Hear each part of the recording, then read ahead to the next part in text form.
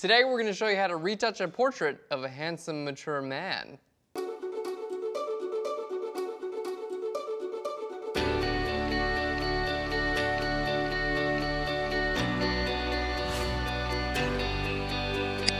Hey guys, and welcome to Phlearn. My name is Aaron Nace, and you can find me on Phlearn.com, where we make learning Photoshop and photography fun. And today I'm retouching a portrait. We've got, this is actually it's an image from Fotolia.com, and it was labeled handsome, mature man, so I figured I'd just roll with it. But we get a lot of requests, people asking, you know, like, we've done retouching episodes on, you know, like young, beautiful women, and that's so totally common, but most of us are not young, beautiful women, myself included. So I'm gonna give you guys a couple of really great hints to retouch, like basically a little bit of the older generation, or what you could call normal looking people. So these are gonna be really cool. I'm gonna show you guys how to take care of some deep shadows that are in a person's face. This can affect things like wrinkles and pores, so it'll help minimize those. We're gonna help bring some color back into the subject's face. Tend to be, as we get a little bit older sometimes, we lose a little bit of color in our skin and our eyes as well. So we're gonna show you how to do that. And we're gonna use the spot healing brush tool as well to show you guys how to get rid of some of these unwanted wrinkles in this image. It's gonna be a great episode. You're gonna learn a ton. Let's go ahead and get into it. All right, so here's our portrait for today. We've got a handsome, mature man, and the first thing we want to do is I want to help give his skin a little bit more color, as well as fill in some of the shadows that are kind of defining the wrinkles and a little bit of the pores. So what we're going to do is I'm going to duplicate my background layer. So on our background layer, just hit Ctrl+J. That's going to duplicate it, and we're going to go to Image, down here to Adjustments, and then we're going to go all the way down to here where we say Shadows and Highlights. There we go. Now, shadows and highlights, let's just go ahead and bring everything back to 0. I'm going to just kind of explain how this works so we can actually see what's going on here. All right. Now, in my experience, we have two basic sliders here, the shadows and the highlights. If your option looks like this, you're basically not seeing any of the advanced options. I would click on the Show More Options button. It's going to give you a lot more control over what are you doing. Okay. Now, we have two options here. The first is to recover detail in the shadows. So if we bring this amount up, there we can see we're actually bringing up the amount of detail that we see in the shadows. We're going to have to bring up the tone a little bit and the radius to actually be able to see what we're doing. There we go. But here we can see the shadows are a little bit darker, and there the shadows are getting a little bit lighter. So that's what it's doing, is recovering details in the shadows. Let's bring that back to 0 and look at what we've got with the highlights. If we bring this up with the highlights, we can see it recovers some detail in the highlights. Now, in my opinion, this tends to make people look even worse. It makes them even look more wrinkly and not as good. So we're going to leave the highlights alone for this episode, but we are going to work with our shadows. So let's bring our shadow amount up. We're going to bring this right up to about 40. Let's just type in 40 there. And our tone, we're going to leave at 40, and then our radius, we're going to play around. This is going to be different for every image that you edit, by the way. So you will want to make sure that you change these settings for each individual image. All right, and let's just change our radius to 50. That's going to look pretty good. Now, the next thing we want to do is help bring a little bit of color into the subject's face. So we're going to do that right down here where we see Adjustments. We're going to bring our color in. Let's just try 10 and see how that looks. All right, 10, and then I hit Enter. Let's look at the before and the after real quick. All right, that's really nice. So basically, we've just given our subject a little bit more color, as well as filled in some of the darker areas in his skin. All right, that looks really good, and we're off to a great start. All right, so now that we've kind of filled in some of the shadows and given a little bit more color to the subject, we're going to focus on some of the wrinkles and some of the pores that just tend to develop in skin over time. I know I've got some. So we're going to just hit Ctrl+J again to duplicate that layer. And what I would suggest using is actually, if you go down to where you see the healing brush tool, we're going to click and hold on that real quick.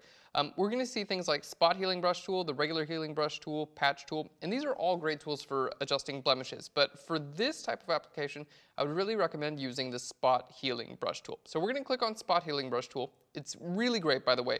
Everything newer than Photoshop CS6, so like CS6, CC, and CC 2014, they've done a really great job with this tool. So let's click on the spot healing brush tool, and we're going to click up here where it says Content Aware. Okay, so Content Aware and the Spot Healing Brush tool. And now, super easy. All we have to do is basically draw right over top of anywhere we see a wrinkle or a blemish. So we're just going to start doing this. I'm going to start drawing as I talk.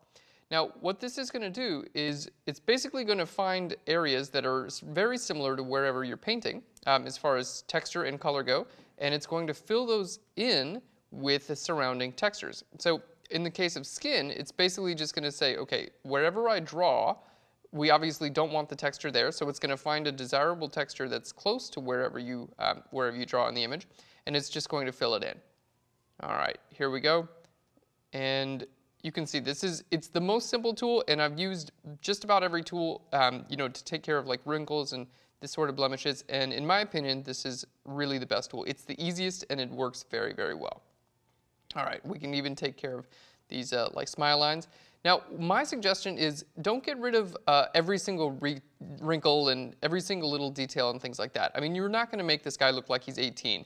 That's just not going to happen. And if you are retouching a subject, you don't want that to be the case anyway, right? You don't want to make someone look like they're someone different.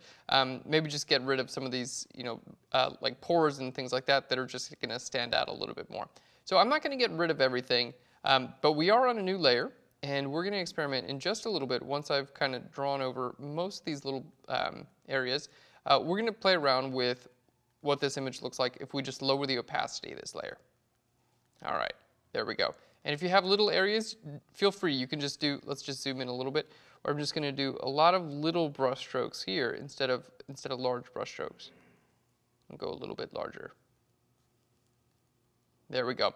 So a lot of the time when you're getting rid of little areas like this, like pores and things like that, it's very tempting to zoom up super close and do all your work when you're zoomed in. I actually find that zooming out helps me a lot. So let's hit Command- a couple of times, and now we're zooming out, and I can see the image as a whole a lot better. So I can see things like, this general area here is kind of a little bit darker. So maybe I'm going to make my spot healing brush tool a little bit larger.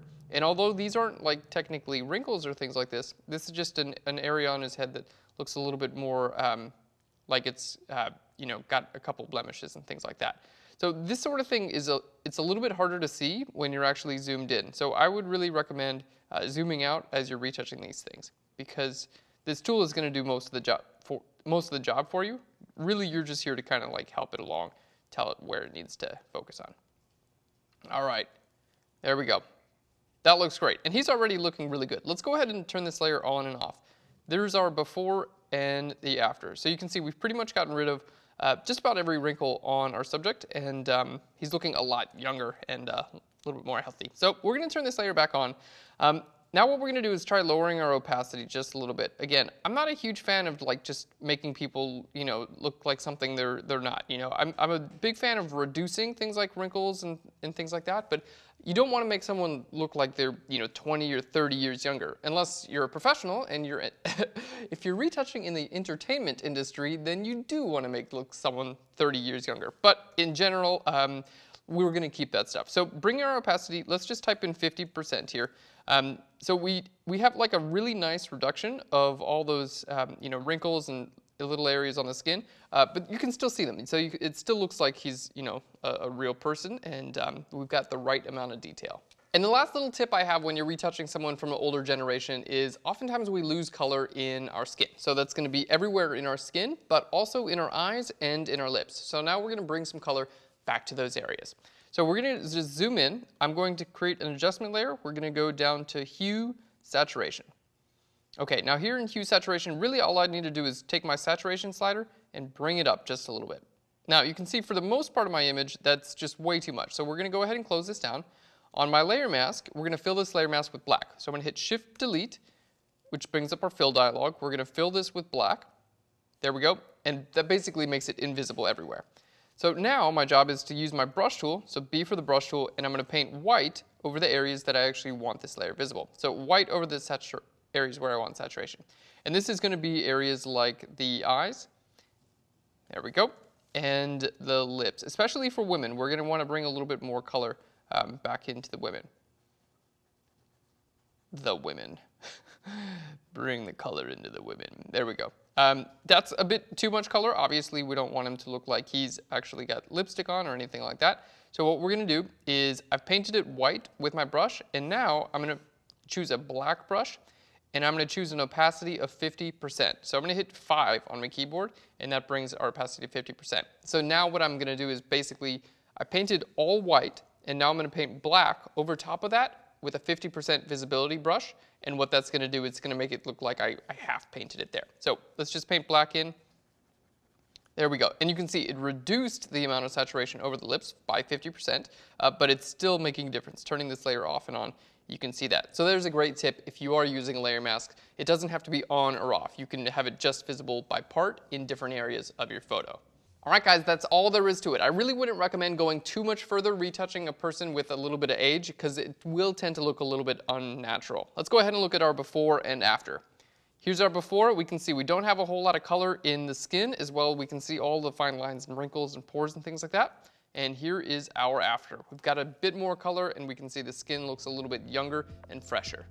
So if you're going to be retouching someone who's a little bit older, start off using that highlights shadows feature. It's going to really help to bring a lot more light into the shadows, which is going to make things like pores and wrinkles look a little bit less deep. It's also going to help you bring some color into the skin. Next, we're going to move on to the spot healing brush tool where we can take care of all the little wrinkles and pores and things like that. And then we're going to add saturation back to key areas of the photo like the eyes and the lips. That's it for today's episode. Thank you so much for watching. If you like what we're doing here at Phlearn and you want to learn more about Photoshop and photography, just subscribe to our YouTube channel. It's super simple. All we have to do, we'll just put a link right on the screen. You can just click there and you'll receive free Photoshop and photography tutorials every single week. And if you have an idea for a new episode or a question about today's episode, just leave it in a comment right down below. That's it. We'll just answer your question. It's that easy. Thanks again, guys. I'll Phlearn you later. Bye, everyone.